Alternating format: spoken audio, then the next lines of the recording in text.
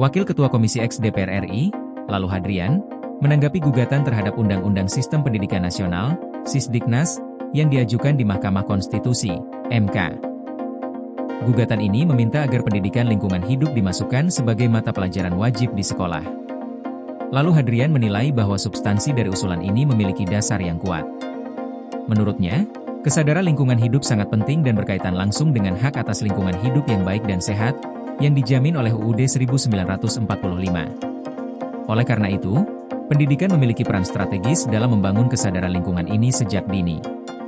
Meski demikian, Lalu menyatakan bahwa penetapan pendidikan lingkungan hidup sebagai mata pelajaran wajib harus melalui kajian matang. Apakah pendidikan lingkungan hidup akan menjadi mata pelajaran tersendiri atau akan terintegrasi dalam kurikulum? Menurutnya hal itu perlu dikaji lebih dalam. Lalu menjelaskan bahwa untuk menetapkan pendidikan lingkungan hidup sebagai mata pelajaran wajib, diperlukan landasan yang kuat, yang didukung oleh kajian tentang kebutuhan peserta didik dan tujuan pendidikan. Proses ini, lanjut Lalu, harus melalui perumusan kebijakan pendidikan yang jelas dan memadai, serta disertai dengan uji akademik dan penetapan oleh pemerintah melalui peraturan yang berwenang. Lalu juga mengingatkan bahwa selama ini, UU Sisdiknas hanya mengatur kerangka umum pendidikan tanpa merinci mata pelajaran tertentu.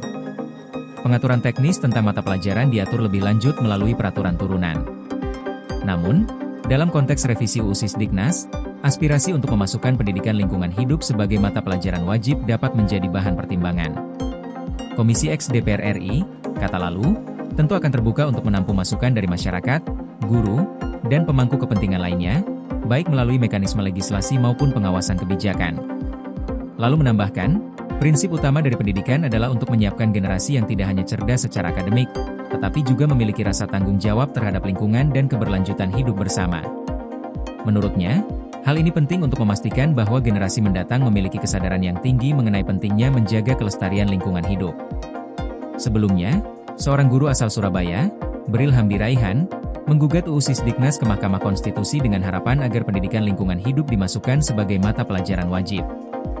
Bril menyatakan bahwa kurikulum pendidikan nasional saat ini belum mengatur pendidikan lingkungan hidup sebagai mata pelajaran wajib.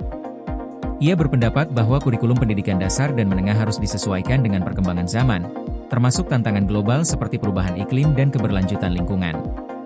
Bril menilai, pendidikan lingkungan hidup sangat penting untuk meningkatkan kesadaran masyarakat tentang pentingnya menjaga lingkungan hidup dan mengurangi dampak perubahan iklim yang semakin terasa.